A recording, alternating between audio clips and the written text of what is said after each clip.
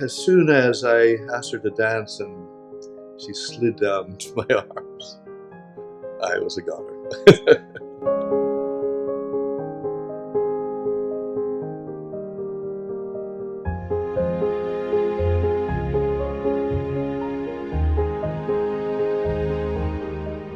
She just couldn't bear to part with anything that she created. I know many years ago there was a gentleman who wanted to buy some pastels, a series of pastels that she made. And she told him that yes, she would sell them to him, but she ended up making copies of them and selling him the copies. And of course they were still originals as far as he was concerned, but she didn't part with what she considered to be original.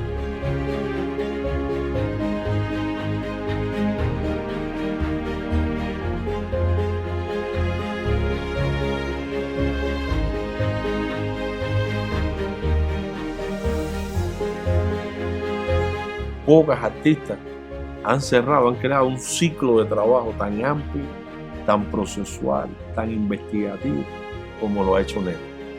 Yo creo que eso es un acierto, yo creo que es un don de Nela Arias Misson, y yo pienso que ella en su obra al final uno siente aquello que decía José Lezama Lima: yo siempre esperaba que sucediera algo. Y en ese instante sabía que mi espera era perfecta. Y yo siento que la vida de Nela fue la espera perfecta. No se desesperó por la fama. Yo siento que ella sabía que algún día eso iba a llegar.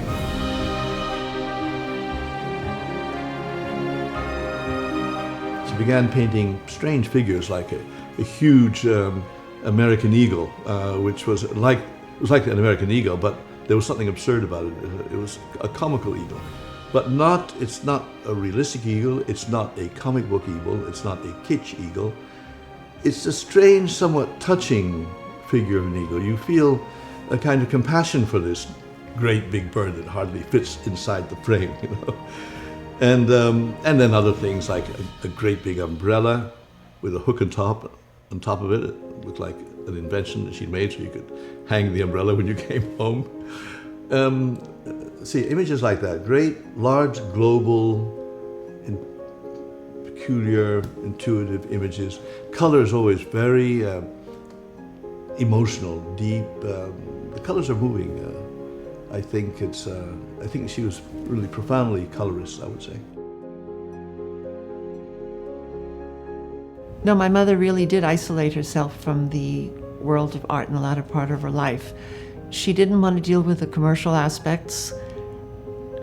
Every so often I would tell her, Mother, art really is also a business, and she just wouldn't accept that. She just didn't want to accept it. She liked for people to come and look at her art and praise it and be happy to see it, but she didn't want to part with it. One of my mother's paintings was being exhibited in, I think it was the Provincetown Art Gallery. I forget the name of it. But it was one of her abstracts when she was studying with Hoffman, and someone broke into the gallery and in white paint painted "So what?" with a question mark after it over one of the sections of the painting. It was a form of vandalism, but Hoffman said that they shouldn't restore it, they should leave it as is, that it was a statement.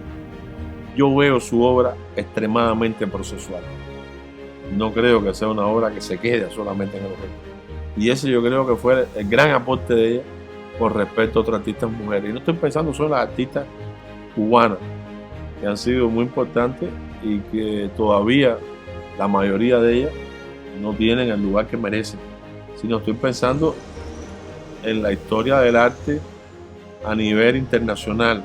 Oh, I think my mother would be really happy that her work is being restored and taken care of. Just for the last years of her life, I kept on saying, Mother, we have to do something with all this art. Let me start figuring out what to do. And she wouldn't let me do anything. And she'd finally say, don't worry, something will happen.